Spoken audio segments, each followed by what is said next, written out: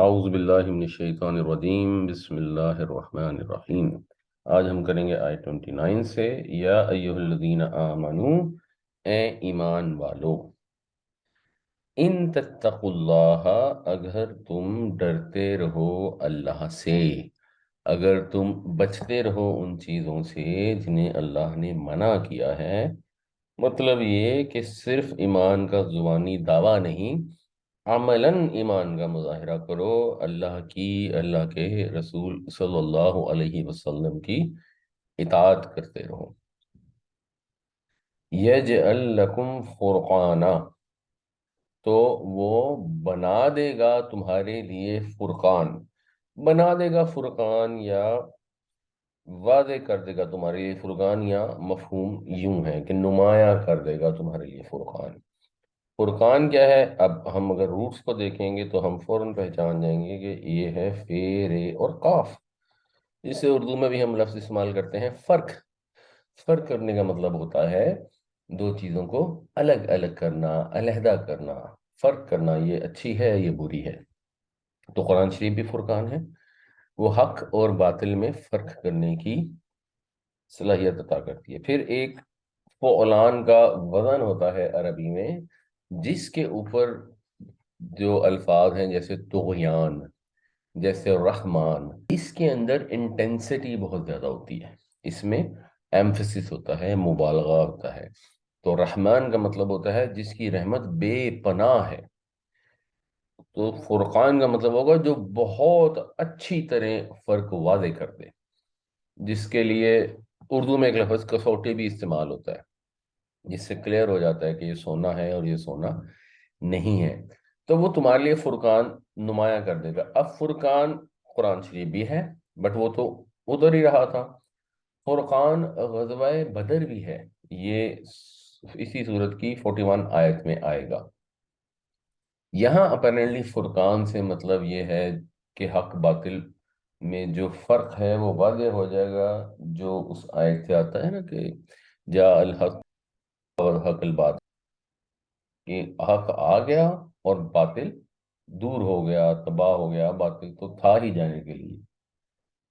تو یہ مسلمانوں سے وعدہ کیا جا رہا ہے کہ اگر تم اللہ سے ڈرتے رہو گے تو اس وقت جو کنفیوژن ہے، جو بعض اوقات انسان کو پریشانی ہوتی ہے، سمجھ نہیں آتی، کمزوری پیدا ہوتی ہے، اندیشے آتے ہیں، کل کو کیا ہوگا، ہم اتنے کم ہیں، اللہ کے دشمن اتنے زیادہ ہیں، تو اللہ تعالیٰ نے کہا کہ فکر نہ کرو، یہ بادل جو ہیں یہ چھٹ جائیں گے، یہ جو غبار ہے جس کی وجہ سے آسمان دیکھنے پہ مشکل ہو رہی ہے، یہ ختم ہو جائے گا اور حق سورج کی طرح چمکے گا، تمہیں بھی نظر آئے گا اور دشمنوں کی آنکھیں بھی چندھیا دے گا۔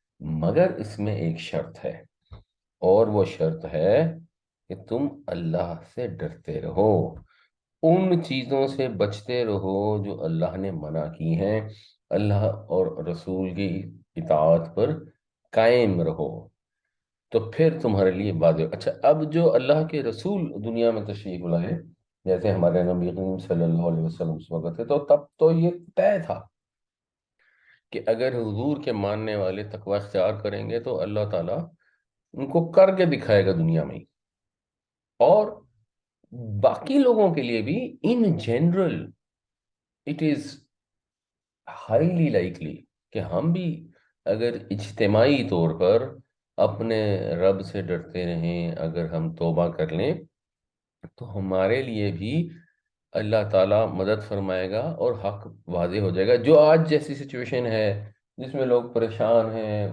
پچھلے ویسے تو 150 200 سال سے مسلمان امت جو ہے وہ برے حالوں میں ہے، تو آدمی کو اندیشے ہوتے ہیں، وہم ہوتے ہیں، جس نے ایفرٹ کرنی ہوتی ہے، جس نے کوشش کرنی ہوتی ہے، اس کو مایوسی طاری ہونی شروع ہو جاتی ہے، شیطان وسوسے ڈالتا ہے کہ نہیں تمہارے کرنے سے کیا ہوگا۔ بٹ اگر ایک سرٹن لیول تک اجتماعی طور پر لوگ اللہ سے ڈریں گے تو انشاءاللہ اب بھی چیزیں بہتر ہو جائیں گی، اور یہ کامن سینس بھی ہے، کامن سینس کی بات ہے کہ اگر کوئی اللہ سے ڈرے گا تو وہ ملاوٹ نہیں کرے گا، وہ رشوتیں نہیں مانگے گا، تو ہمارے ملک میں مثال کے طور پر جو ترقی کی رفتار سلو ہے، اس کی ایک بہت بڑی وجہ ریڈ ٹیپ ہے۔ ہر چیز کے اوپر یہ گرد بیٹھے ہوتے ہیں جن کی خواہش ہوتی ہے کہ ایک آدمی نے گھر بنانا ہے، فیکٹری بنانی ہے، کوئی بھی کام کرنا ہے، باہر سے انویسٹمنٹ لانی ہے، تو ہم بیچ میں کسی طرح کے اس کو کھائیں نوچ نوچ کر۔ تو اگر لوگ اللہ سے ڈرنا شروع ہو جائیں گے تو یہ چیز ختم ہو جائے گی، اور جب یہ چیز ختم ہو جائے گی تو دنیاوی لحاظ سے بھی اگر ہم دیکھیں تو ظاہر بات ہے ترقی ہو جائے گی۔ اگر لوگ اپنا کام ٹھیک طریقے سے کریں گے، محنت سے کام کریں گے، جیسے اللہ کے نبی صلی اللہ علیہ وسلم کے صحابہ کرتے تھے، جب وہ والی محنت کرنے کو لوگ تیار ہو جائیں گے، تو اس محنت میں obviously تبلیغ کی محنت بھی شامل ہے، مگر صرف تبلیغ کی محنت نہیں، دنیاوی چیزوں کی بھی جو بھی محنت ہے، تو کلیئر ہو جائے گا اور ترقی ہو جائے گی۔ تو یہ ویسے بھی کامن سینس ہے۔ اور اللہ تعالیٰ کیا کرے گا؟ وَيُكَفِّرْ عَنْكُمْ، یکفر کے اندر جو روٹ ہے یہ ہے کاف، فے اور ری۔ تو یہ ظاہر سی بات ہے، ہم دیکھ کے فوراً پہچان جائیں گے یہ کفر ہے۔ کفر کا ہم تو خیر مطلب کرتے ہیں ایمان نہ لانا، ایمان لانے سے انکار کر دینا۔ کفر کا ویسے مطلب نہ شکری کرنا، نہ قدری کرنا بھی ہوتا ہے، جس کے لیے کفران نعمت کا لفظ استعمال کیا جاتا ہے۔ لیکن کفر کا بنیادی مطلب ہوتا ہے کسی چیز کو دبا دینا، چھپا دینا۔ تو کسان کو کافر کہا جاتا ہے کیونکہ وہ دانے کو مٹی میں چھپا دیتا ہے۔ تو اس سے جو باب تفعیل ہے، کفر یکفرو تکفیر، اس کا مطلب ہوتا ہے کسی کی ناپسندیدہ چیز کو اس سے دور کر دینا، مطلب چھپا کے۔ تو جو تمہاری سیئات ہیں، جو تمہاری برائیاں ہیں، وہ ان کو تم سے دور کر دے گا۔ یکفر عنکم سیئاتکم، اور کفارہ بھی ویسے اسی باب سے آتا ہے۔ وَيَغْفِرْ لَكُمْ، اور تمہیں معاف کر دے گا، تمہاری مغفرت فرمائے گا۔ مطلب یہ ہے کہ تم نے اللہ رسول کی اطاعت پر جمے رہنا ہے، تقوی اختیار کرنا ہے، اپنی پوری کوشش کرنی ہے۔ اس میں چھوٹی موٹی کوتاہیاں تو ہوتی رہیں گی، تو اگر تم بڑے جرموں سے بچو گے تو جو چھوٹی موٹی غلطیاں، کوتاہیاں، یا وقتی طور پہ بعض اوقات جب انسان نہیں قائم رہ پاتا اطاعت سے، اوورآل اس کی ڈائریکشن یہ ہوگی تو اللہ تعالیٰ معاف کرنے والا ہے، وہ تمہاری برائیاں تم سے دور کر دے گا۔ یہ اللہ کے رسول صلی اللہ علیہ وسلم کے ساتھیوں سے بھی وعدہ تھا، یہ ہمارے ساتھ بھی ایسے ہی ہے۔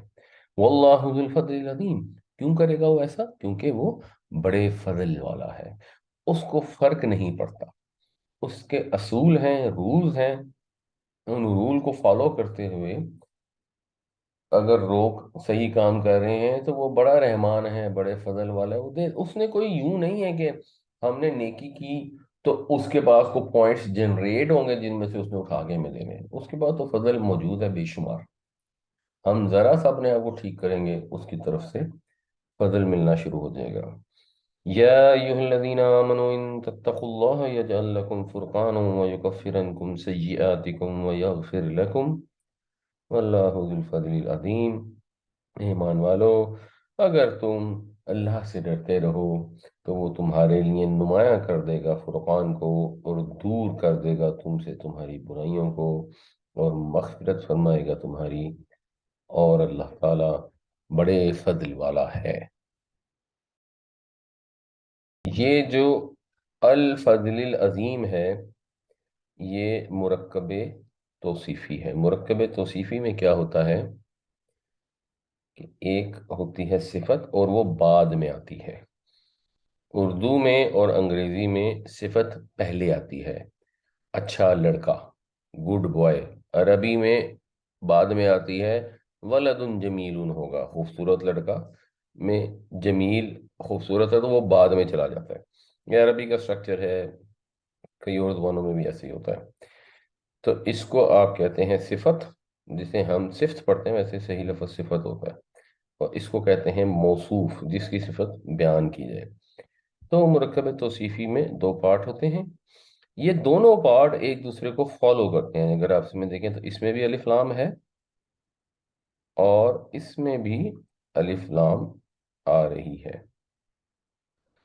इसमें भी जर है और इसमें भी जर है। ये भी वाहिद है, ये भी वाहिद है, ये भी मुज़क्कर है, ये भी मुज़क्कर। तो चारों लिहाज से सिफत मौसूफ को फॉलो करती है। जब आप इस तरह पहचान जाते हैं तो आपके लिए दुरुस्त तर्जमा करना पॉसिबल हो जाता है। कई जगहों पर कंफ्यूजन क्रिएट हो रही होती है कि इसका तर्जुमा कैसे करना है। तो पहले इस लफ्जी तर्जुमा सही आता है, फिर आप बा मुहावरा सही कर पाते हैं। आ और इज, जब, ये भी इज से ही तकरीबन शुरू हो रहा है। तो मतलब यह है कि याद करो जब, ख्याल करो जब, सोचो जरा जब, यम कुरु बिका, जब मकर कर रहे थे। मकर का मतलब होता है खुफिया तदबीर।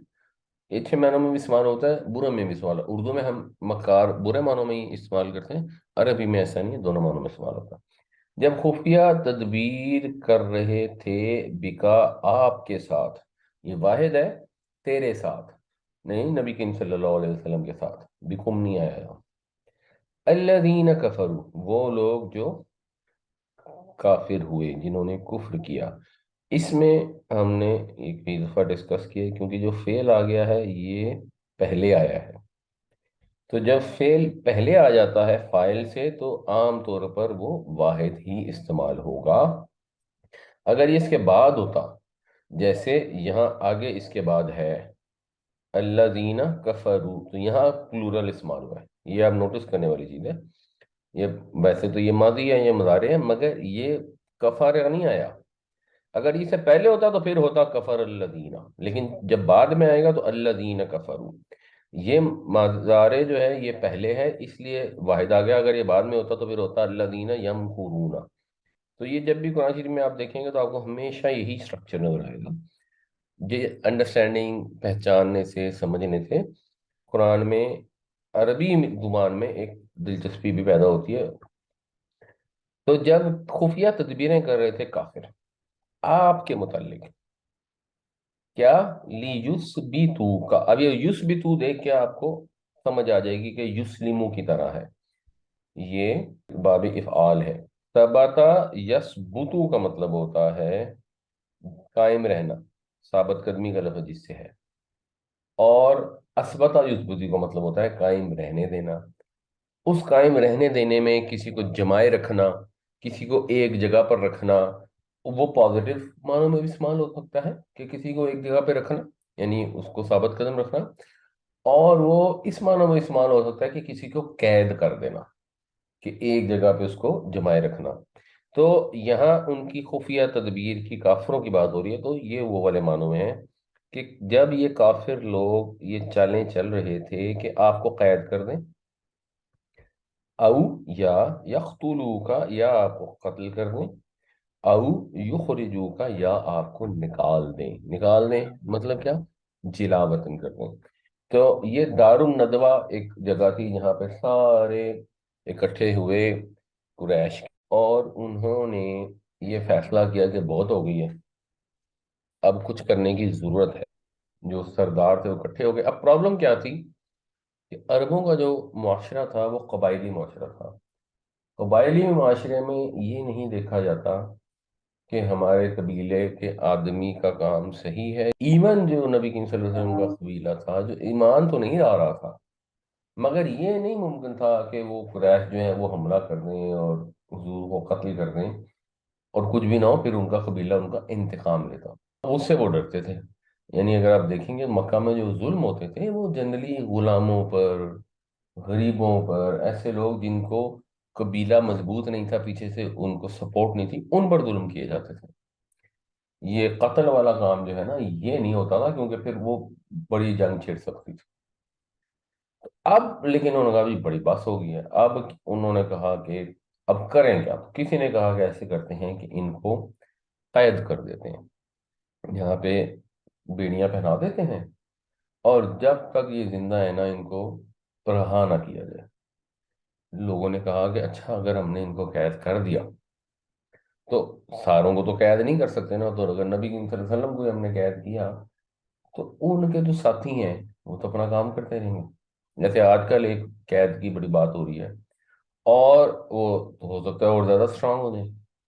اور جب ان کو کچھ قوت آ گئی، اور یہ تو لوگ جانتے تھے کہ جو حضور کے ساتھی جتنے بھی لوگوں نے 50 60 70 لوگوں نے جو اسلام قبول کیا، وہ حضور کے لیے اپنی جان دے سکتے تھے.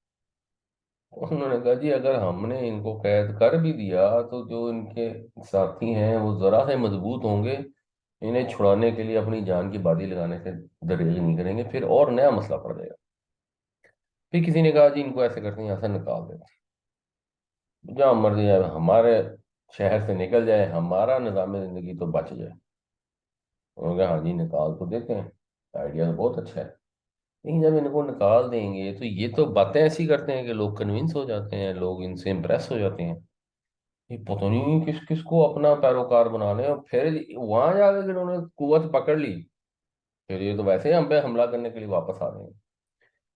آخر کار ابو جہل نے یہ رائے پیش کی. اب یہ سیرت کی کتابوں میں آتی ہے کہ ہم ایسے کرتے ہیں کہ ہم سارے قبیلوں میں سے، اپنے قبیلوں میں سے بھی جو ذرا اوپر کے خاندان کے ہیں ان کو چنیں، ایسے نوجوان جو ذرا تیز ہوں، جس کو کہتے ہیں نا مضبوط، تلوار شلوار چلانے میں تیز، تو ان کو کہیں کہ سب مل کے ایک دفعہ نبی کریم صلی اللہ علیہ وسلم پہ حملہ کر دو اور قتل کر دو.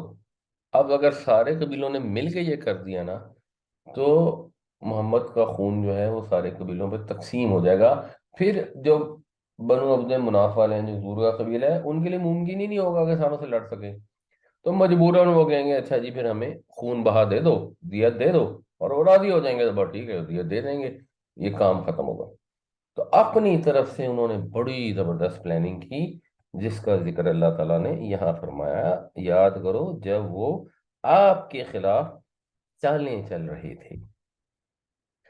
اب ویم کرون ویم کر اللہ، وہ چالیں چل رہے تھے تو اللہ تعالیٰ بھی تو تدبیر فرما رہا تھا، اللہ بھی تو چال چل رہا تھا. واللہ خیر الماکرین، اور اللہ تعالیٰ زبردست چال چلنے والا ہے، بہترین تدبیر فرمانے والا ہے. تدبیر کرنے والوں میں اللہ تعالیٰ سب سے بہتر ہے. وہ خدا کی تدبیر دوسرے کی سازشوں پر ہمیشہ غالب رہتی ہے. بعض اوقات لوگ سمجھتے ہیں خدا کے دشمن کہ ہم کامیاب ہو گئے، ہم فتح یاب ہو گئے. بعد میں ان کو پتہ لگتا ہے کہ اس تدبیر کے اندر کیا کیا حکمتیں پنہاں تھیں. جیسے صلح حدیبیہ ہوئی تو قریش کو لگ رہا تھا کہ جی ہم نے ایسی ٹرمز کے اوپر صلح کی ہے جس کے اندر ہم نے مسلمانوں کو دبا دیا ہے اور اپنی عید کو سیٹسفائی کر لیا ہے. مسلمان ایکچولی بہت غم میں تھے، لیکن اللہ تعالیٰ نے اس کا ذکر جب قرآن میں کیا تو فتح مبین کے نام سے کیا کہ تمہیں تو کھلی کھلی فتح ملی. یہ والی سچویشن بھی ہوئی تھی کہ انہوں نے پوری کوشش کی. اب اللہ کی طرف سے وحی آ گئی، نبی کریم صلی اللہ علیہ وسلم نے جا کے حضرت ابو بکر کو تیار فرمایا اور اپنے بستر پر حضرت علی کو لٹایا. اس کے بعد حضور اپنے گھر سے نکلے تو اللہ تعالیٰ نے وہ جو سارے لوگ اکٹھے ہوئے تھے اب وہ ریڈی تھے، یعنی اللہ نے بھی عین اس وقت حضور کو نکالا جب وہ سارے ریڈی ہو گئے. ساری انہوں نے آخری حد تک اپنی چال چل لی.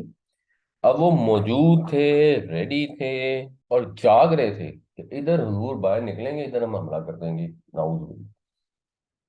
نبی کی صلی اللہ علیہ وسلم باہر نکلے، ان کی آنکھوں کو نظر آیا ہی نہیں، انہیں حضور نظر ہی نہیں آئے.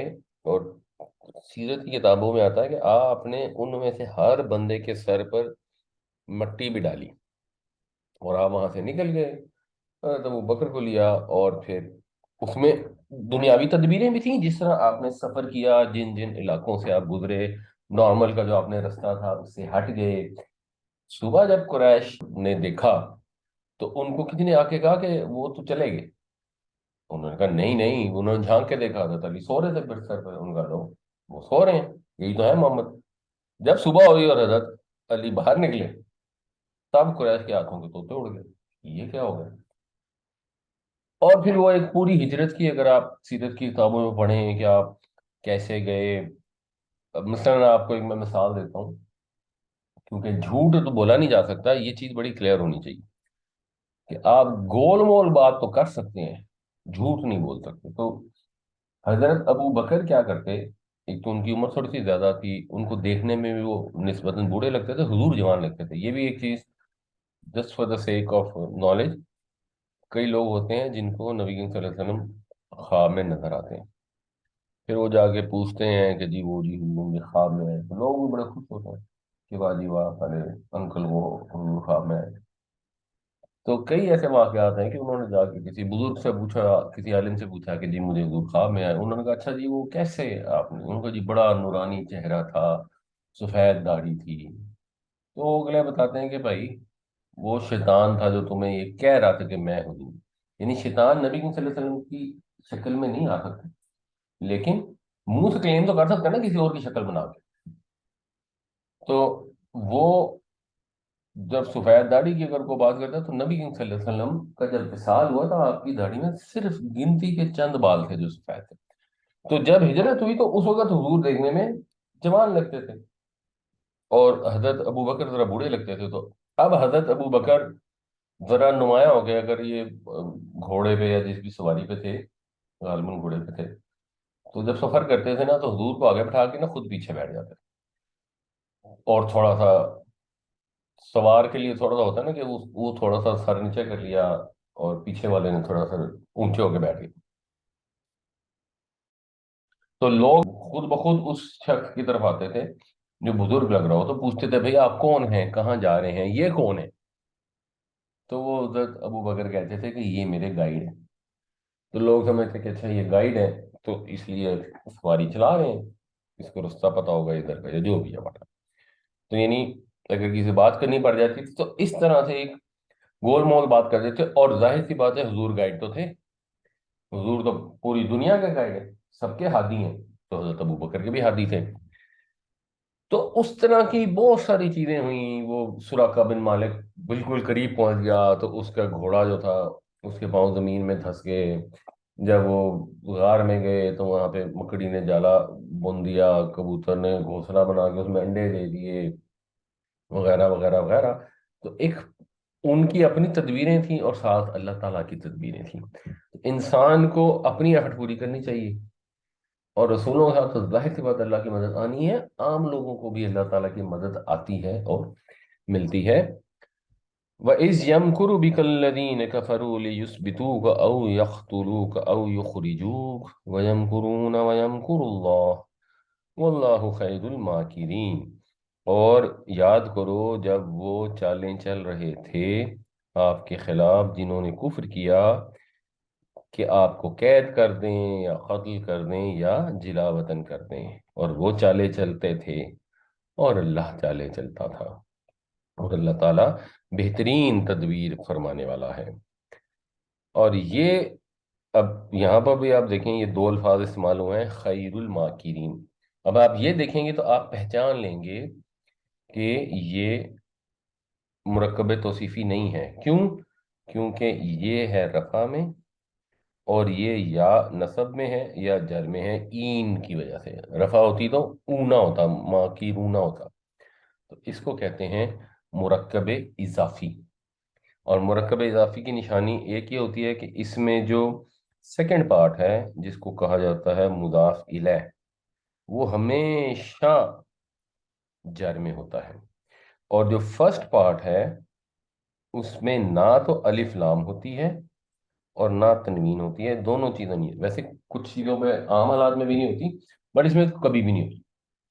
اور مرکب اضافی وہ ہوتا ہے جس کو انگریزی میں ہم شو کرتے ہیں اپوسٹروفی ایس سے، کہ جانز بک،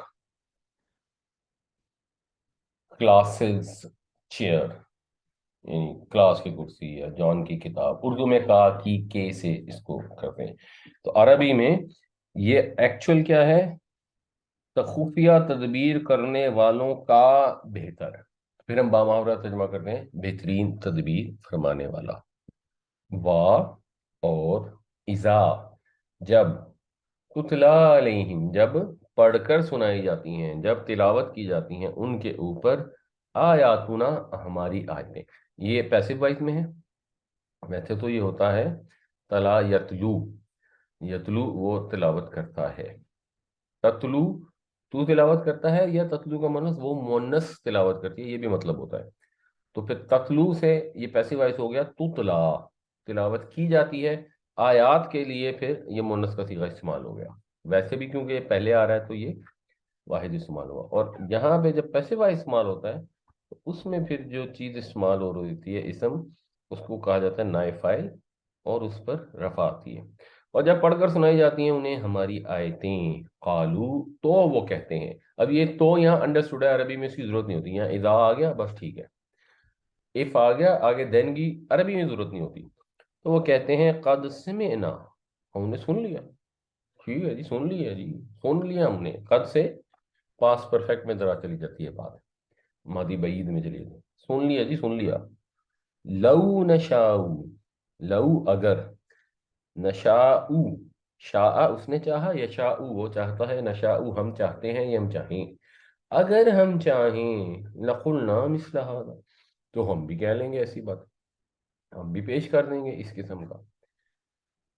جب نبی کریم صلی اللہ علیہ وسلم ان کو دین کی دعوت دے رہے ہیں تو اب ان کے پاس سلوشن تو وہ ہے نہیں، اور وہ جس کو کہتے ہیں نا پنجابی میں ایک لفظ استعمال کرتا ہے پھاڑ مارنا، تو پھڑے مار رہے ہیں، بے وجہ کی ڈینگیں مار رہے ہیں جن کے اندر کوئی وزن نہیں ہے، جن میں کوئی بیسس نہیں ہے، خالی خلی دھمکیاں لگا رہے ہیں یا خالی خلی دعوے کر رہے ہیں کہ نہیں یہ کیا، ہاں جی انہوں نے پڑھی ہے ہم نے سن لیا جی، کیونکہ عام لوگ جو سنتے تھے وہ امپریس ہو جاتے تھے، وہ کنونس ہو جاتے تھے، وہ پریشان ہو جاتے تھے کہ یہ کیا باتیں ہو گئی ہیں، یہ تو ایسا تو ہم نے کلام کبھی سنا ہی نہیں۔ تو یہ پھر اپنی طرف سے اس کو کرنے کو، اچھا تم نے نہیں سنا، ہم نے سنی ہے بڑی باتیں ہیں، ایسی بھی ہم نے نہیں سنی بلکہ ہم سنی ہے، ہم تو ہم بھی تمہیں کر کے دکھا دیتے ہیں۔ اور ویسے ایکچولی کیا ہوا، قرآن نے پھر کئی دفعہ یہ چیلنج بھی کیا، لیکن وہ ایک صورت تک اس کے مقابلے کی لا نہیں سکے۔ اور مزید کیا کہتے تھے، ان ہادا الا، جب اللہ آئے گا تو ان کا مطلب ہو جائے گا نہیں، نہیں ہے یہ مگر اساطیر الاولین، اساطیر سطر سے ہے، اس سے ایک لفظ ہوتا ہے استورا، اس سے ملتا جلتا لفظ ایک ایکچولی ہوتا ہے فرینچ میں، فرینچ میں اس کو کہتے ہیں استواخ، استواخ سے پھر انگریزی کا لفظ ہے سٹوری، تو عربی میں بھی جو یہی مطلب ہوتا ہے، استورا کا مطلب ہوتا ہے کہانی، اور عربی میں اس سے مراد یہ ہوتی ہے بے سروپا داستان، فرینچ میں تو خیر استواخ سے ہسٹری بھی مراد ہوتی ہے اور اسٹوری بھی مراد ہوتی ہے، لیکن عربی میں استورا کا جو مطلب ہے وہ صرف اور صرف فسانہ ہوتا ہے، جس کے اندر کوئی حقیقت نہ ہو، فرضی کہانی، اس کی جمع ہے اساطیر، اور اساطیر ہے الاولین، اور اس کا بھی ایگزیکٹلی وہی اسٹرکچر ہے مرکب اضافی والا، تو یہ تو پہلے والوں کے فسانے ہیں، یہ تو اگلوں کی سٹوریاں ہیں، یہ تو ان کی کہانی، یعنی ظاہر سی بات ہے قرآن شریف کے اندر اور باقی کتابوں میں بھی جو اللہ کی طرف سے آئیں قوموں کے واقعات تھے، فرعون تھا ڈوب گیا، دیکھو کیسے ڈوبا، یہ کوئی اتفاقی واقعہ تو ہے نہیں، یہ ایک اللہ تعالیٰ کا ضابطہ ہے، قانون ہے، جس کے ذریعے کچھ قومیں عروج پر گئی ہوں، کچھ میں زوال آ گیا، اللہ نے یہ سسٹم رکھا ہے کہ قومیں جب اخلاقی اور روحانی بیماریوں میں مبتلا ہوتی ہیں تو وہ تباہ ہو جاتی ہیں، اور اگر اللہ مہربانی کرتا ہے تو ان کے لیے طبیب بھیج دیتا ہے جو ان قوموں کی بیماریوں کی اصلاح کرتے ہیں، یعنی اللہ کے نبی۔ اب آخری رسول کے بعد نبی تو نہیں آتے، لیکن اللہ کی کتاب موجود ہے جس کے ذریعے سے ان کی روحانی اور اخلاقی بیماریاں درست ہو سکتی ہیں، لیکن جو پچھلی قوموں تھیں انہوں نے اپنے رسولوں اور نبیوں کی باتوں پر کان نہ دھرے، تو اس کا نتیجہ کیا ہوا، اللہ نے فنا کر دیا۔ اربوں اگر تم بھی یہی کرو گے تو تم بھی فنا ہو جاؤ گے، تو یہ تو قرآن کا سٹائل اور تھیم ہے، اور اس سینس میں قرآن میں ہسٹری بیان کی گئی ہے، اور ہسٹری میں ایک طرح سے ہمارے لیے ریکمنڈیشن یا انکریجمنٹ ہے کہ ہم ہسٹری پڑھیں، اس پر غور کریں، اسے سمجھیں کہ قومیں کیوں تباہ ہوتی ہیں اور قومیں کیوں عروج پر جاتی ہیں، آج کے لوگوں کو بھی دیکھیں، پرانوں کے متعلق بھی غور کریں، اور اس سے نصیحت حاصل کریں۔ اب قریش نے اس سے یہ آرگومنٹ نکالا، اور یہ ہوئے بدرا بہانہ بسیار. آپ آرگومنٹ تو ہمیشہ کوئی نہ کوئی پیش کر سکتے ہیں. اگر وہ میمنے نے کہا کہ میں تو بھائی نیچے ہوں اور تم اوپر ہو، تو میں تو پانی گندا نہیں کر سکتا کہ تمہاری طرف پانی میں نے گندا کر دیا. تو بھیڑیے نے کہا کہ اچھا نہیں، پھر وہ تم نے پچھلے سال ایسے کیا. تو انہوں نے کہا نہیں نہیں، میں تو 6 مہینے کا، میں تو پچھلے سال پیدا ہی نہیں ہوا. انہوں نے کہا اچھا پھر تم پیدا نہیں ہوئے تو پھر تمہاری ماں ہوگی، اس نے یہ کیا ہوگا، میں نے تو تمہیں کھا کے ٹکڑا. تو جس نے نہ ماننا ہو، جس نے ڈٹائی پر ڈٹے رہنا ہو، تو اس کے لیے تو بہانے بے شمار ہے. تو انہوں نے قرآن شریف پڑھ کر، جس کے اندر اتنی پاور کہ سننے والا اگر صحیح طرح سے سنے تو چند چند آیتیں سن کر لوگ مسلمان ہو. نبی کریم صلی اللہ علیہ وسلم کو دیکھ کر، جنہوں نے 40 سال ان کے اندر گزارے، اور جب کو پتا تھا کہ یہ صادق اور امین ہے، نہیں ماننا تھا. اس وجہ سے انہوں نے یہ بھونڈی سی آرگومنٹ نکالی کہ یہ تو بس جی اگلوں کی جھوٹی کہانی ہے.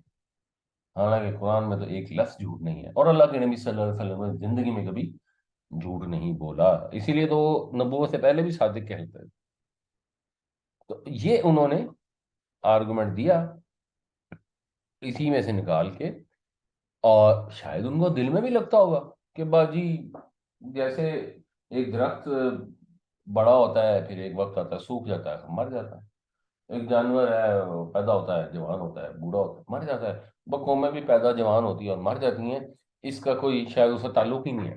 حالانکہ اخلاق سے، ایمان سے اس مسئلے کا سارا ریلیشن ہے. اور یہی وہی کی تعلیم ہے، اور یہی اس میں ہمارے لیے بھی لیسن ہے. بڑا آسان ہوتا ہے اپنے گھر بیٹھے رہیں کہ ہم تو آخری نبی کی امت میں سے ہیں، اور حرکتیں وہ کریں جو ساری مشرکوں میں کرتی تھیں، اور توقع رکھیں کہ اللہ کی مدد آ جائے گی اور بس ہم بچ جائیں گے. وَإِذَا تُتْلَىٰ عَلَيْهِمْ آيَاتُنَا قَالُوا قَدْ سَمِعْنَا لَوْ نَشَاءُ لَقُلْنَا مِثْلَ هَٰذَا إِنْ هَٰذَا إِلَّا أَسَاطِيرُ الْأَوَّلِينَ. اور جب ان کو پڑھ کر سنائی جاتی ہیں ہماری آیتیں تو کہتے ہیں بھائی سن لیا، اگر ہم چاہیں تو ایسا ہی کلام پیش کر دیں، یہ تو بس اگلوں کے فسانے ہیں. واہ. اور اس قالو، اور یاد کرو جب قالو انہوں نے کہا، یعنی جب کافر مشرک مکے میں تھے اور نبی کریم صلی اللہ علیہ وسلم بھی مکے میں تھے، تو اس طرح کی باتیں ہوتی تھی، تو انہوں نے کہا اللہم، یا اللہ. ایک تو یہ چیز بھی بڑی انٹرسٹنگ ہے، کیونکہ بہت سارے لوگوں کا خیال یہ ہے کہ جو مشرکین مکہ تھے وہ اللہ کو نہیں مانتے تھے. یہاں پہ وہ اللہ سے دعا کر رہے ہیں اور قرآن اس کو کوٹ کر رہا ہے. وہ اللہ کو مانتے تھے. ان کا جرم یہ نہیں تھا کہ انہوں نے اللہ کا انکار کیا تھا. ان کا یہ جرم کہ انہوں نے حضور کا انکار کیا تھا، یہ جرم تو بعد میں ہوا جب حضور نے نبوت کا دعویٰ کیا. ان کا اصل جرم کیا تھا؟ اللہ کو خالق بھی مانتے تھے، کائنات کا بنانے والا بھی مانتے تھے، مگر جب انہیں کچھ چیز چاہیے ہوتی تھی، اس کے لیے انہوں نے اللہ کے ساتھ گنج بخش بنائے ہوئے تھے، غریب نواز بنائے ہوئے تھے کہ جی غریبوں کی مدد وہ اللہ سے نہیں کراتے تھے. غریبوں سے مدد کرانے کے لیے انہوں نے اپنے بت بنائے ہوئے تھے. جیسے ہمارے یہاں لوگوں نے بزرگان دین بنائے ہوئے ہیں کہ بیٹا دینے کے لیے تو فلاں بزرگ نے دینا ہے. کائنات اللہ نے بنا دی، انسان اللہ نے بنا دیا، اب انسان کو آگے اولاد ملنی ہے، وہ بزرگ دیں گے. اگر دنیا میں کچھ چاہیے تو وہ داتا دربار میں جا کے وہاں منت مانگنے سے ملے گی. اگر کہیں تکلیف آ گئی، مدد مانگنی ہے، تو وہ تو علی سے مدد مانگنی ہے، رسول اللہ سے مدد مانگنی ہے. یہی مسئلہ کافروں کا تھا، مشرکوں کا تھا. یہی تو کرتے تھے. اور وہ کیا کرتے تھے؟ مطلب اس میں ایک فرق ہے نا، جو ہمارے ہاں لوگ جنرلی سجدے نہیں کرتے، یا سجدہ کرتے ہیں تو اس کو کہہ دیتے ہیں کہ تعظیم کا سجدہ ہے، یا وہ کہہ دیتے ہیں کہ جی ہم نے تو اصل میں تعویذ کو جو ہے قبر کا وہ چوما تھا، تو ہم نے تو سجدہ نہیں کیا. تو چلو ایک فرق لٹ سے ہے، وہ کہتے ہیں اس کو مان لیتے ہیں، یوں کہتے ہیں. ادروائز باقی کانسیپٹ تو سیم ہی ہے نا، کہ اللہ سے مانگنے کی بجائے یا اللہ سے مانگنے کے ساتھ किसी और से भी मांगते थे। और दूसरा, उन्होंने उनको बना रखा था कि वो उनके सिफारशी होंगे जब वो क़यामत का दिन आएगा, अगर आया।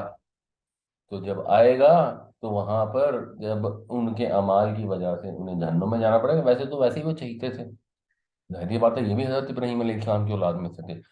यहूदी इसहाक अलैहिस्सलाम से थे, तो ये इस्माईल अलैहिस्सलाम से थे। तो ये भी चाहते ही अपने आप को समझते थे। लेकिन अगर फर्ज करें किसी वजह से इनको जहन्नुम में जाना पड़ गया, तो वहां पे इनके शरीक मौजूद होंगे, वो जल्दी जल्दी खींच के निकाल लेंगे। जैसे हमारे यहाँ लोगों ने कॉन्सेप्ट बनाए हुए हैं कि वहां पहुंचेंगे तो वो जुनेद बगदादी वहां खड़े होंगे डंडा लेके कि इधर से कौन है जो फरिश्ता जो मेरे किसी मुरीद को जहन्नुम की तरफ लेके जाए।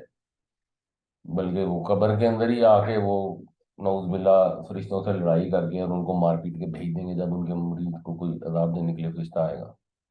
फिर वो फरिश्ते जाएंगे, जाके अल्लाह ताला से फरियाद करेंगे कि वो जी जुनेद ने तुम्हें मार मार के भेज दिया।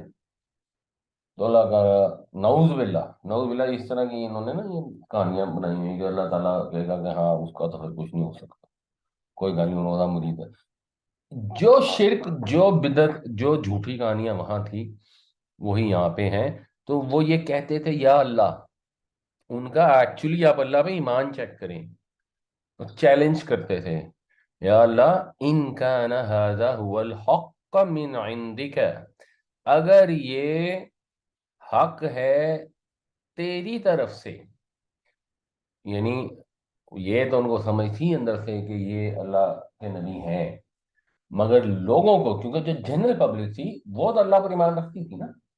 जैसे हमारे यहाँ एक सियासतदान है और वो लूट के खा गया मुल्क को, बेच दिया उसने मुल्क को, तो जनरल पब्लिक तो ऐसी नहीं है ना, वो तो फिर भी अल्लाह पर ईमान रखती है। तो सियासतदान आके कहेगा कि अगर मैंने ये किया हो तो मेरे पे अल्लाह का अज़ाब टूटे, ये हो वो हो फलान हो। तो जनरल पब्लिक को अल्लाह पर यकीन था, उनको हुजूर की बात वो सुनने नहीं देते थे, जो उनके सरदार थे। सरदारों को अच्छी तरह से पता था।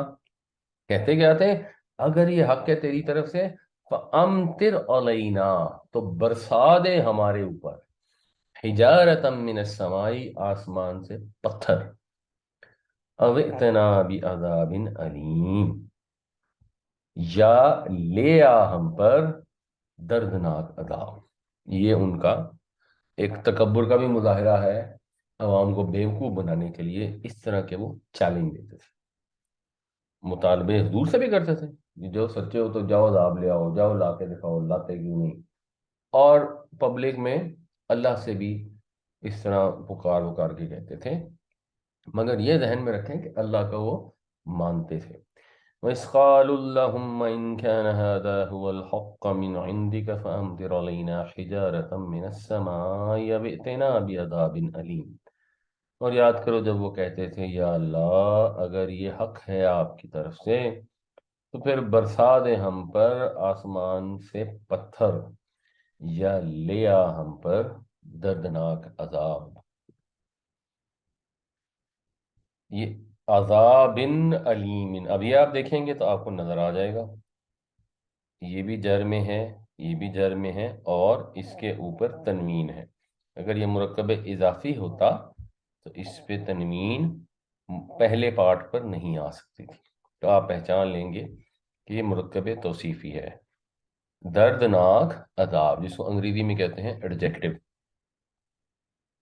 वमा कान अल्लाहु लियुअज़्ज़िबहुम, और नहीं है अल्लाह कि अजाब दे उनको। अल्लाह ऐसा नहीं है, अल्लाह इसका रवादार नहीं है। व अंत फीहिम, और आप उनमें मौजूद हो। यानी ये उनके सवाल का जवाब दिया जा रहा है कि ये जो तुम इतना उछल उछल के अजाब मांग रहे हो, तो अल्लाह ताला ऐसा है ही नहीं कि अल्लाह का पैगंबर बस्ती में मौजूद और अल्लाह ताला अजाब नाज़िल फरमाए। हुजूर की भी एक तरह से दिल नवाजी है। यानी जब सिचुएशन ऐसी होती है, जब कौम की डिटाई बिल्कुल क्लियर हो जाती है, जब इमाम हुज्जत हो जाता है, फिर तो अल्लाह ताला अपने रसूल से कहता है कि यहाँ से हिजरत कर जाएं। और नबी करीम सल्लल्लाहु अलैहि वसल्लम भी जब हिजरत कर गए, तो जो गज़वा बदर था काफिरों के लिए, ये भी एक अजाब की ही किस्त थी। तो جب تک رسول موجود ہوتا ہے وہ اپنے قوم کے لوگوں کو دعوت دیتا رہتا ہے، ان کے لیے استغفار بھی کرتا ہے، اللہ تعالیٰ عذاب نہیں بھیجتا جب رسول ان میں موجود ہوں۔ وما كان اللہ معذبہم، اور نہ ہی اللہ تعالیٰ انہیں عذاب دینے والا ہے۔ یہ اب معذب جو ہے یہ فائل ہے، وہم یستغفرون، اور وہ استغفار کریں، یعنی ایک بات یہ تھی کہ نبی کریم صلی اللہ علیہ وسلم موجود تھے تو عذاب نہیں آیا، اب عذاب سے بچنے کا طریقہ کیا ہے کہ وہ معافی مانگیں، وہ استغفار کریں، یعنی حضور تو چلے گئے، اب وہ والی امان تو اٹھ گئی جو نبی کے ہونے سے موجود تھی، مگر ابھی بھی اگر وہ اپنی روش بدل لیں تو ابھی بھی وہ عذاب سے بچ سکتے ہیں۔ وما كان الله ليعذبهم وانت فيهم وما كان الله معذبهم وهم يستغفرون، اور اللہ یوں نہیں ہے، اللہ اس کا روادار نہیں ہے کہ عذاب دے ان کو اور آپ ان میں موجود ہوں، اور اللہ ان کو عذاب نہیں دے گا اور وہ استغفار کر رہے ہیں۔ اور ہمارے لیے بھی اس میں لیسن ہے، ہم بھی اللہ سے معافی مانگیں، استغفار کریں، تاکہ ہمارے اوپر بھی اللہ کی عذاب نہ آئے۔ وما لہم، اور ان کو کیا ہے، یعنی ان میں کیا ہے، وہ کیا ان میں سرخاب کے پر لگے ہیں۔ اللہ، اللہ ہوتا ہے ان پلس لا، ان کے لا یعذبہم، کہ وہ انہیں عذاب نہ دے۔ کیوں ان کو اللہ عذاب نہ دے بھائی، ایسی کیا بات ہے؟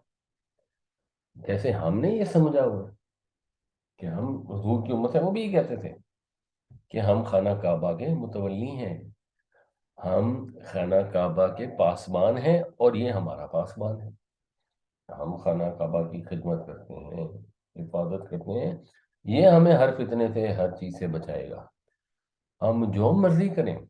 اور انہوں نے اپنی بدعتیں جو تھیں ان کو دین بنایا ہوا تھا، تو ہم یہ بدعتیں کر رہے ہیں، یہ رسوم ساری ہم نے مس کر دی ہیں، خانہ کعبہ بنایا گیا تھا نماز پڑھنے کے لیے، رکوع کرنے والوں کے لیے، طواف کرنے والوں کے لیے، انہوں نے وہاں پہ اپنی بدعتیں شروع کی ہوئی تھیں، تو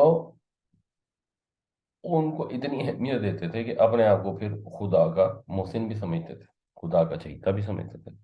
اللہ تعالیٰ اس کو واضح کر رہے ہیں، وَهُمْ يَصُدُّونَ عَنِ الْمَسْجِدِ الْحَرَامِ، بھائی ان کو کیوں عذاب نہ دے اللہ، اور وہ ہیں کیا، وہ تو مسجد حرام سے روکتے ہیں لوگوں کو، منع کرتے ہیں، وَمَا كَانُوا أَوْلِيَاءَهُ، اور وہ اس کے اولیاء نہیں ہیں، اس کے متولی نہیں ہے، اس کا جو گدی نشین یہ قریش نہیں ہے، ان اولیاءہ الا المتقون، نہیں ہے اس کے متولی مگر متقی، اس کے متولی تو صرف تقوی اختیار کرنے والے ہو سکتے ہیں، اللہ سے ڈرنے والے ہو سکتے ہیں، ولیکن اکثرهم لا یعلمون، اور ان میں سے اکثر لوگ اس چیز کو نہیں جانتے، یعنی وہی پھر اللہ تعالیٰ انسان اور اس کے دل کے درمیان میں حائل ہو جاتا ہے، تو انسان کو سمجھ آنی بند ہو جاتی ہے۔ اس کے متولی وہ ہوں گے جو اللہ کی توحید پر قائم ہوں گے، اس کے حدود و قیود کی پابندی کرنے والے ہوں گے، وہ تھوڑی ہوں گے جنہوں نے وہاں پہ طرح طرح کی عجیب و غریب حرکتیں شروع کر دی اور خانہ کعبہ کو خدا کے گھر کی بجائے 360 بت لا کے وہاں پر رکھ دی۔ وما لهم الا يعذبهم الله وهم يصدون عن المسجد الحرام وما كانوا اولياءه ان اولیاؤہ الا المتقون ولکن اکثرهم لا يعلمون، اور کیا ہے ان کو یا ان میں کون سے سرخاب کے پر ہیں کہ اللہ عذاب نہ دے ان کو، اور وہ روکتے ہیں مسجد حرام سے، اور نہیں ہے وہ اس کے متولی، اس کے متولی تو صرف اور صرف خدا سے ڈرنے والے ہو سکتے ہیں، اور اکثر لوگ اس بات کو نہیں جانتے۔ یہاں پہ بھی جو لفظ استعمال ہوا ہے المسجد الحرام، اس میں آپ دیکھیں گے تو الف لام بھی آ گئی دونوں میں، تو یہ مرکب اضافی تو ہو نہیں سکتا، تو المسجد الحرام کا مطلب ہو گیا حرمت والی مسجد، یعنی ایسی مسجد جس کی صفت یہ ہے کہ اس میں حرمت ہے، احترام والی مسجد، تو اس کا پھر ہم اس کو حرام کی مسجد نہیں کریں گے، ہم اردو میں کئی دفعہ کہہ دیتے ہیں مسجد الحرام، مسجد الحرام کا ایکچولی مطلب ہوتا ہے حرمت والے کی مسجد، تو لیکن یہ اصل لفظ یا اس کو کہیں گے مسجد حرام، یا کہیں گے المسجد الحرام۔ اگر الف لام استعمال کرنا ہے تو پھر دونوں میں استعمال کریں گے، اگر فارسی کسی کا اسٹرکچر کرنا ہے اور مسجد پہ الف لام نہیں لگا رہے تو حرام پہ بھی پھر الف لام نہیں لگائیں گے۔ مسجد الحرام جو ہے وہ غلط ترکیب ہے، وہ مرکب اضافی کی ترکیب بن جاتی ہے۔ وما کانا، اور نہیں تھی، صلاتہم، ان کی نماز، یعنی جب متولی ہونے کا ذکر آیا تو جو تولیت ہے خانہ کعبہ کی، تو خانہ کعبہ بنایا کس لیے گیا تھا؟ نماز اور طواف کے لیے، اور طواف بھی ایک طرح سے ایک نماز کی قسم ہے جو خانہ کعبہ کا مخصوص ہے۔ تو بیسیکلی تو نماز کے لیے بنایا گیا تھا۔ وہ الفاظ بھی یہی ہیں کہ اے میرے رب، بے شک میں نے اس کو بسایا اپنے بیٹے کو اس بستی میں، اور اس میں الفاظ آتے ہیں ان بیتک المحرم ربنا لیقیم الصلاۃ، اے رب اس لیے کہ وہ نماز قائم کریں، جنوں کو یہاں پہ بسایا۔ تو یا وعیدنا الی ابراہیم و اسماعیل ان طہر بیتی للطائفین والعاکفین والرکع السجود، کہ اس گھر کو پاک صاف پاکیزہ رکھیں طواف کرنے والے، اعتکاف کرنے والے اور رکوع اور سجدہ کرنے والوں کے لیے۔ تو انسان کا بنیادی کام جو ہے وہ یہ ہے کہ اپنے رب کے حضور سجدہ کرے، اپنے رب کو یاد کرے نماز کے ذریعے۔ اس لیے کسی بھی دین میں، یعنی جب دین سے مراد اسلام ہی ہے، بٹ حضرت عیسیٰ علیہ السلام ہو یا موسیٰ علیہ السلام ہو، ابراہیم علیہ السلام ہو یا نبی کریم صلی اللہ علیہ وسلم ہو، اصل سب سے بڑی عبادت، سب سے پہلی عبادت تو نماز ہے۔ اور نماز جو نہیں پڑھتا وہ ایمان اس میں نہیں ہے۔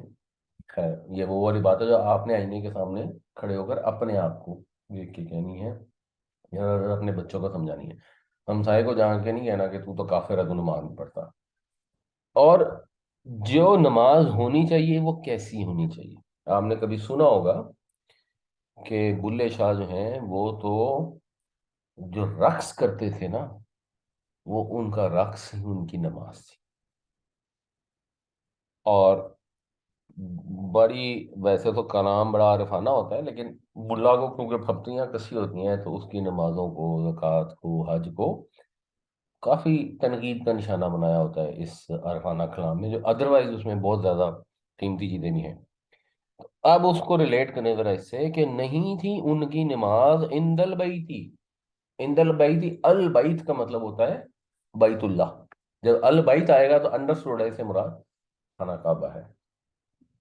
مجھے یاد ہے ہم جب یہ بن رہے تھے نا، یہ زمزم ٹاور، اور ہم وہاں پر گئے تو وہاں اس وقت بورڈ لگے ہوتے تھے بیتو کا عند البیتی، آپ کا گھر البیت کے پاس۔ تو ان کی نماز نہیں تھی بیت اللہ کے پاس الا مگر مکان، مکان میم کاف واؤ سے ہے، اس کا بیسک مطلب ہوتا ہے سیٹی بجانا، کوئی کر کے آواز نکالنا نا۔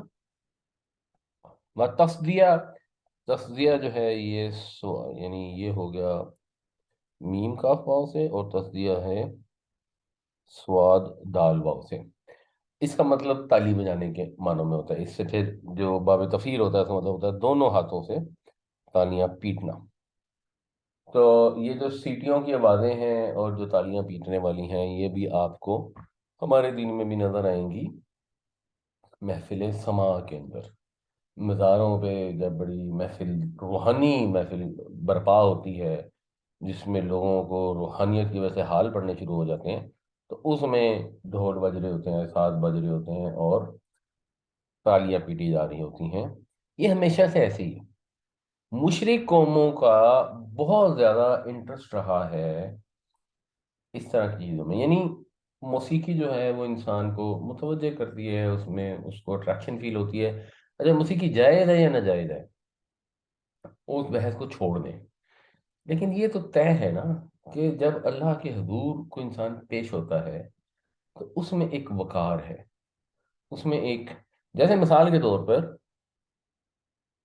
کوئی بحث کر سکتا ہے کہ جی عورتوں کا دوپٹہ سر پہ کرنا ضروری ہے یا نہیں ہے، کوئی یہ بحث کر سکتا ہے کہ آدمی جو ہیں وہ نکر پہن سکتے ہیں یا نہیں پہن سکتے، اس پہ ڈبیٹ ہو سکتی ہے، اس میں مختلف آرگومنٹس ہو سکتے ہیں، لیکن جب آپ نماز پڑھنے جائیں گے آٹومیٹیکلی، یہاں پر نہیں، پوری دنیا میں آپ کہیں چلیں، پوری دنیا میں جو عورتیں ہیں وہ فوراً اپنے سر کو کور کریں گی، اپنے سارے بال چھپا لیں گی، صرف منہ نظر آ رہا ہوگا، باقی سب چھپا، اس کا مطلب ہے ایکچولی جو عورتوں کا ڈیزائربل لباس ہے، یا جس کو باوقار لباس کہیں گے، وہ یہی ہے۔ پوری دنیا میں جو مسلمان نماز پڑھنے لیں گے تو نکرے پہن کے نمازیں نہیں پڑھتے۔ اب اس میں کو فقہ کی اس طرح ریزن بعد میں آتی ہے کہ فقہ میں ہے کہ جی یہاں تک ہونا چاہیے لباس، یا یہاں تک ہونا چاہیے۔ جب آپ نے نماز پڑھنی ہے تو ایک مناسب لباس ہونا ضروری ہے۔ ویسے آج کل ہمارے یہاں لوگ عجیب عجیب پجامے پہن کے آ جاتے ہیں، ان کو بھی اس پہ غور کرنا چاہیے۔ تو اگر کسی کو دین کا ذوق ہوگا تو یہ اس طرح کی جو حرکتیں ہیں نا، بدعتیں، جو جو تعزیے ہو رہے ہوتے ہیں، جو وہ گھوڑے کے اوپر دودھ انڈیل رہے ہوتے ہیں، اور جو مزاروں پہ دھمالیں ہو رہی ہوتی ہیں، اور بھنگ کٹی جا رہی ہوتی ہے، اور صوفیوں کی مجلسوں کے اندر سما ہو رہا ہوتا ہے، اور لوگ بے حال ہو رہے ہوتے ہیں، اور تانیاں اس کے لیے کوئی آپ کو دلیل کی ضرورت ہی نہیں ہے۔ آپ کو دیکھ کے ایک چیز سمجھ آ جاتی ہے کہ ایک چیز ہے جس میں وقار ہے، متانت ہے، پاکیزگی ہے، ایک روحانیت آپ کو فیل ہوتی ہے، تو آپ کو فوراً سمجھ آ جائے گی بھائی یہ چیز دین کی عبادت کے وقار کے مطابق ہے اور یہ نہیں ہے۔ تو جب کوئی آدمی وہاں دھمال ڈال رہا ہوتا ہے، لوگ ہوئے ہوئے ہک ہک کر کے ان کو حال پڑنا شروع ہو جاتا ہے، یا قوالی میں لوگ تالیاں پیٹ رہے ہوتے ہیں، تو آپ کو سمجھ آ جاتی ہے اس کے لیے آگے قرآن حدیث پڑھنے کی ضرورت تو بعد میں آئے گی۔ اگر ایک آدمی ہے وہ صرف نکر پہن کے، اس نے شرٹ بھی نہیں پہنی ہے، اور مسجد کی طرف جا رہا ہے، تو خود ہی آپ کو فیل آ جائے گی یار یہ مطلب کوئی مسجد میں آنے کا لباس نہیں ہے۔ اب اس میں یہ مطلب نہیں ہے کہ وہ سوئمنگ کرتا ہے، مگر کسی نے سوئمنگ شارٹس پہن کے سوئمنگ کر رہا ہے تو وہ کو ناجائز ہے، یعنی اس پہ ڈبیٹ ہو سکتی ہے، مگر اس کے اندر تو کوئی عبادت کے لحاظ سے تو کلیئرٹی ہے بالکل۔ لیکن جتنی مشرق قومیں ہیں، چاہے ہندوؤں، ایون اگر آپ عیسائیوں کو بھی دیکھیں، تو ان کی بھی عبادت میں کیا ہے کہ وہ ہارمونیم بج رہے ہیں اور وہ گا بجا رہے ہیں، یعنی ٹھیک ہے کوئی موسیقی ہے، اور کچھ لوگوں کے خیال میں درست ہے، تو دیٹ از فائن، کوئی موسیقی سنا رہے ہیں لوگوں سے، لیکن وہ ایسے جیسے ایک بندر کا تماشا ہوتا ہے۔ بندر تماشا کر رہا ہے تو آپ کہیں گے ہاں جی یہ حرام نہیں ہے کہ یہ بندر تماشا کر رہا ہے اور آپ نے تماشا دیکھ لیا، ٹھیک، لیکن ہیں تو لغویات ہی ہے نا۔ تو یہ وہاں پہ ہارمونیم بجانا، یا وہ جو ہندو وہ شنکھ بجاتے ہیں یا گھنٹیاں بجاتے ہیں، اس طرح کی چیزیں، یہ سب مشرکانہ جو عبادات ہوتی ہیں نا، ان کے اندر یہ مشترک ہیں۔ تو اس لیے جب قریش نے ابراہیم علیہ السلام کی اولاد ہونے کے باوجود جب اپنے دین میں بدعات داخل کی، تو ایونچولی جو نماز تھی وہ ختم ہو گئی۔ تو تمہاری نماز تو کچھ ہے ہی نہیں بیت اللہ کے قریب سوائے سیٹیاں بجانے اور تالیاں پیٹنے کی۔ اچھا، کسی کو اگر یہ وقار نیچرلی فیل نہیں بھی ہو رہا نا، تو اس آیت سے پتہ لگ جائے گا کہ اگر آپ بیٹھ کر تالیاں بجا رہے ہیں اور قوالیاں سن رہے ہیں اور آپ کہہ رہے ہیں ہم عبادت کر رہے ہیں، تو پتہ لگ جائے گا کہ یہ کوئی تالیاں بجانا اور سیٹیاں بجانا ویسے ہی کوئی خوبصورت اور قابل قدر چیز ہے نہیں ہے۔ اللہ تعالیٰ نے اس کے اوپر ناپسندیدگی کا اظہار فرمایا ہے۔ فَذُوقُوا الْعَذَابَ بِمَا كُنتُمْ تَكْفُرُونَ، تو پھر چکھو عذاب اس وجہ سے جو تم کفر کرتے رہے ہو۔ مطلب یہ کہ اب یہ غزوہ بدر جو آئی ہے اس میں ایک قسط آ گئی ہے، اب آپ چکھتے جاؤ اور آگے آگے دیکھتے جاؤ تمہارے ساتھ ہوتا ہے کیا۔ وما كان صلاتهم عند البيت الا مكاء وتصدیہ فذوقوا العذاب بما كنتم تکفرون، اور نہیں ہے ان کی نماز بیت اللہ کے سامنے سوائے سیٹیاں بجانے اور تالیاں پیٹنے کے کچھ بھی، بس چکھو عذاب اپنے کفر کی پاداش میں۔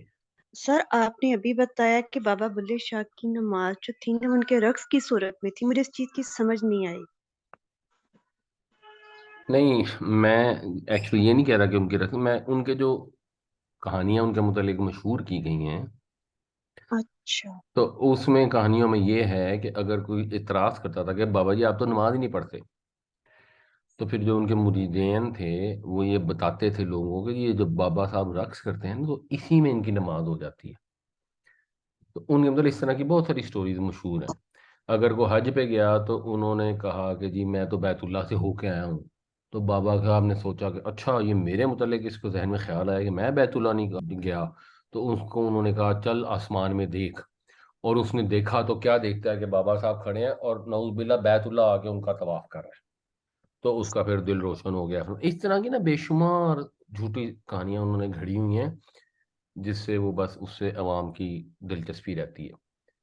تو وہ یہ ٹھیک ہے۔ لوگ ان کے اندر ہے، آج یہ کہتے ہیں بلے شاہ یہ کہتے تھے یا کرتے تھے، یہ اللہ کو بہتر پتا ہے اس کس میں نے۔ حقیقت کیا ہے کہ بلے شاہ کے جو، کیونکہ میں نے یہ بھی سنا ہے کہ ان کی تدفین نہیں کر رہے تھے مسلمان، قبرستان میں ہم نے نہیں کرنی، ان کے خیالات ایسے ہیں، کس حد تک دیکھیں حقیقت ہے اس یہ میں؟ جو ان کا جو کلام ملتا ہے نا، اس کلام میں اس طرح کے الفاظ تو آتے ہیں، وہ ایک لحاظ سے ان میں بڑی لٹریچر کی ویلیو بھی ہے، بٹ مثلا ان کا وہ ہے کہ وہ ناچنے والی بننے سے بلے شاہ تیری کو عزت گھٹ نہیں جاتی، تو اس کا مطلب یہ ہے کہ وہ ناچ گانا تو کرتے ہی ہوں گے، تو وہ پھر آپ مطلب بہت زبردست کلام بھی ہے اور اس طرح کا لغویات سے بھرا ہوا کلام بھی ہے، تو کچھ نہ کچھ تو حقیقت ہوگی بلے شاہ کے اس میں تو شاید ہوگی، لیکن جو بہت زیادہ پرانے لوگ ہیں ان کے متعلق بہت جھوٹی کہانی ہے۔ مطلب حضرت عبد القادر جیلانی کی اگر آپ کو اتھینٹک چیزیں پڑھیں تو وہ بہت نیک اور صحیح معنوں میں ولی اللہ محسوس ہوتے ہیں، اور جب جھوٹی کہانیاں پڑھتے ہیں تو پھر سارے مسئلے پیدا ہوتے ہیں۔ جنید بغدادی کی بھی اگر آپ کوئی اتھینٹک اگر کوئی انفارمیشن مل جائے، اب اس کو اتھینٹک سے کرنا آسان نہیں ہوتا، اور نہ کوئی بہت زیادہ اس میں پڑھنے کی ضرورت ہے، کیونکہ ہمارے لیے تو ریلیونٹ اصل تو قرآن اور حدیث ہے نا، باقی تو سنڈری چیزیں ہوتی ہیں۔ قدرت اللہ شہاب صاحب جو ہے جی، انہوں نے اس موضوع پر لکھا ہے، اس میں 30 سیکنڈ کی ایک چیز میں شیئر کرنا چاہتا ہوں۔ وہ ہمارے عوام کے اندر بہت زیادہ اسٹوریاں ہیں ہاں جی، مطلب بہت زیادہ ہیں جی، ظاہر بات ہے تصوف بھی ہے لیکن ایک بہت زیادہ اسٹوریاں بھی بنی ہیں۔ تو وہ قدرت اللہ شہاب صاحب جو ہے ان کی ایک بات بڑی جو مجھے بڑی دل کو لگی، انہوں نے اپنے خطاب میں فرمایا، انہوں نے کہا کہ جی تصوف کے اندر مختلف رستے ہیں، مختلف وہ چیزیں ہیں، لیکن جو ہمارے دین اور اسلام کی جو سب سے ہائیسٹ جو آپ کہہ لیں کہ معراج ہے وہ ہے شریعت، اور شریعت پہ عمل کرنا ہاں جی۔ تو یہ جو تصوف کے بھی مختلف رستے ہیں، اس میں عوام نے سٹوریاں بھی بہت زیادہ بنائی ہیں ہمارے عوام نے، تو اس میں اگر ان کو دیکھا جائے ان کا الٹیمیٹ معراج جو شریعت ہے، قرآن اور حدیث، اللہ اور اس کے رسول صلی اللہ علیہ وسلم کے مطابق اپنی زندگی گزارنا، یہ اس کی معراج ہے ہاں جی۔ تو وہ ہمارے عوام میں سٹوریاں بہت زیادہ ہیں، اور اس میں اکثر فرضی بھی ہیں اور اکثر ان کے اندر بدعتیں بھی ہیں، یہ جسٹ شیئر کرنا چاہتا ہوں آپ سے۔ جی جزاک اللہ جی، میں صرف ویسے اتنا کہوں گا، جس چیز کو تصوف بیان کیا جاتا ہے نا، اور اگر آپ تھوڑی سی پرانی کتابیں پڑھ لیں تو اس میں نا غامدی صاحب کا ایک پوائنٹ آف ویو ہے، وہ بڑا انٹرسٹنگ ہے۔ وہ یہ کہتے ہیں کہ تصوف جو ہے نا وہ ایک پیرلل ریلیجن ہے، اور آپ غور کریں گے نا تو اس میں کافی مسائل ہیں، تو آسان چیز ہے، آپ کے پاس قرآن حدیث موجود ہے، تو بس اور کی چیز میں پڑھنے کی ضرورت ہی نہیں ہے جی۔ سر میں نے پوچھنا تھا، یہ جو ذکر کی محفل ہوتی ہیں جیسے اللہ پڑھتے ہیں، تو اس کے اوپر کچھ آپ دیکھیں ایک صاحب کہتے ہیں اللہ، اس کے آگے بہت سارے لوگ بیٹھے ہیں، وہ یوں سر ہلا ہلا کے کہتے ہیں حق اللہ اللہ۔ اب آپ کو دیکھ کے خود اندازہ ہو جائے گا کہ آپ کو کیا فیل ہوتا ہے، کیا وہ ذکر کی ایک ذکر کے لیے اللہ نے قرآن میں کیا کیا، نماز قائم کرو میرے ذکر کے لیے، پہلی چیز تو یہ۔ اس کے بعد ذکر کیسے کرنا ہے، اللہ کے نبی صلی اللہ علیہ وسلم نے ہر جگہ بتایا کیسے ذکر کرنا ہے۔ اس کے بعد ذکر ہوتا کیا ہے، قرآن شریف میں ہے الذین یظنون انہم ملاق اللہ، وہ لوگ جو ہر وقت اس دھیان میں رہتے ہیں انہوں نے اللہ سے جا کے ملنا ہے۔ اب وہ محفل میں وہ لوگ ہو کر رہے ہیں، اس میں یہ آپ کو دیکھ کے فیل ہوتا ہے کہ یار ان کے اوپر بڑا اللہ سے ڈر رہے ہیں کہ اللہ کے سامنے جائیں گے تو کیسے جواب دیں گے، کیا کریں گے وہاں پہ۔ اگر تو کسی ذکر کی محفل میں ایسی چیز ہو جاتی ہے تو پھر تو بڑی اچھی بات ہے، ضرور اس میں شامل ہونا چاہیے۔ مجھے تو پرسنلی کبھی جو جس طرح کی محفلوں کا آپ اشارہ کر رہے ہیں، مجھے تو ان میں نہ کوئی روحانیت فیل ہوتی ہے نہ کچھ، اور دوسری چیز یہ ہے کہ ہمارے نبی پاک صلی اللہ علیہ وسلم نے ہمیں ذکر کرنے کے طریقے جو تھے وہ تو بتا دیے، تو وہ تو ہمیں کوئی نہیں ملتا کہ جی صحابہ بیٹھے ہیں اور حضور نے نعوذ باللہ ایک نعرہ لگایا اللہ کا، اور پھر سارے صحابہ نے بھی کہا اللہ اللہ، تو ایسی تو کوئی سنت میں ایسی کوئی چیز تو ہے ہی نہیں۔ تو جو چیز اللہ کے رسول کے طریقے میں نہیں ہے اور آپ وہ دینی لحاظ سے کرنا چاہتے ہیں، وہ تو ویسے ہی بدعت ہے۔ تو آپ نے ذکر کرنا ہے تو ایسی باتیں کرنا ہے، ہر لمحہ اللہ کو یاد کرنا ہے۔ اس کو کیسے یاد کرنا ہے، بہت آسان ہے، نبی کریم صلی اللہ علیہ وسلم کی صحیح حدیث موجود ہے، جیسے جیسے حضور ذکر کرتے تھے ویسے ویسے کرتے تھے۔ اللہ خیر صلی اللہ۔ اسی سلسلے کی کھڑی ایک چیز میں پوچھنا چاہ رہا تھا، ابن العربی رحمۃ اللہ علیہ کے بارے میں. میں ایک دن ڈاکٹر اسرار صاحب کا کوئی سن رہا تھا. اچھا اس میں وہ ان کے بارے میں کہتے ہیں, میں نے خیر تو ان کے کوئی کلام یا کوئی ان کی بکس وغیرہ نہیں پڑھی ہوئی, کہ وہ جہاں تک ان کے اپنے ذاتی تقوی کی بات ہے تو وہ تو اس میں کوئی شک نہیں, وہ بہت ہی پرہیزگار وہ تھی, لیکن ان کے جو کلام ملتا ہے ہمیں چیزیں, وہ مطلب جی اس کی وہ سمجھ سے بالا تر ہے. اس بارے میں نے کچھ پڑھا نہیں ہے, لیکن آج کل کو ترویج چل رہی ہے, مطلب اس پہ کام ہونے جا رہا ہے پاکستان میں بھی. اور آپ کو تھوڑے سے بارے میں اگر کوئی روشنی ڈالیں تو. دیکھیں ایشو یہ ہے کہ جتنے بھی لوگ تھے یہ ایکچولی بہت بڑے لوگ تھے. یہ ابھی میں نے جو بابا بلے شاہ کی مثال دی ہے نا, بابا بلے شاہ کی جو یہ رقص وغیرہ کی چیزیں تھی اپنی جگہ تھی, لیکن ویسے ہی بہت بڑے آدمی تھے. بلے شاہ کہتے ہیں نا کہ بلیا ہوں اسا مرنا نہیں غور پیا کوئی اور. اب ہماری زبان میں اس لیول کا لٹریچر جس سے انسان کو جھنجھوڑ دیتا ہے جو انسان کو, تو ہر آدمی کے کام کے اندر اچھے پہلو بھی ہوتے ہیں, برے پہلو بھی ہوتے ہیں.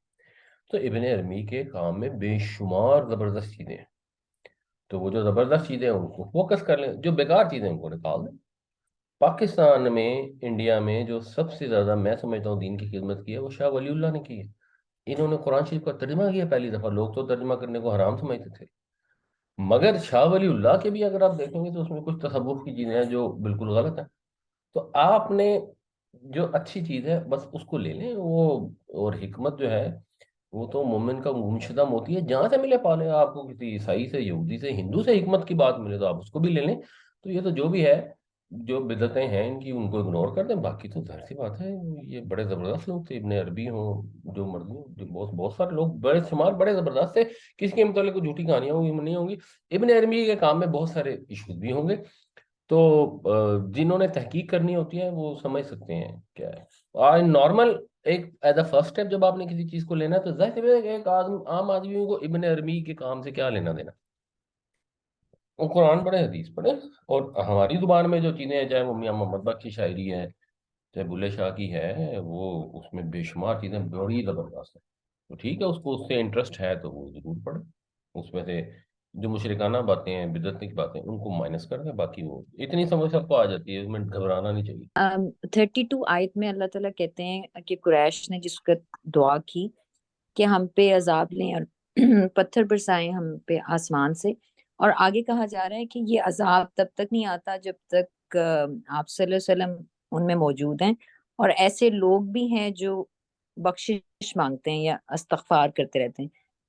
تو نہیں, یہ پرانے نہیں ہے, یہ وقتوں میں نہیں, جس کو, یہ الفاظ نہیں ہیں. اچھا الفاظ یہ ہیں کہ جی جی ان پہ عذاب نہیں آ سکتا جب آپ موجود ہیں, پہلی بات. دوسری ٹھیک ہے, بات, جب آپ یہاں سے رخصت ہو گئے, مدینہ تشریف لے آئے, ابھی بھی یہ عذاب سے بچ سکتے ہیں اگر یہ استغفار کریں. اگر استغفار جو ایکسپلین کر دیں نا, ہمارے تو تصویروں پہ فوکس ہوتا ہے, کردار جی کا زیادہ پرماننٹ رول نہیں کہ انسان کا عمل صحیح ہو ساتھ استغفار کرے. ہمارے تو کہتے ہیں تصویر کر لو استغفر اللہ کی, اس میں ذرا وضاحت کر دیں. دیکھیں, یہ باب استفعال ہے.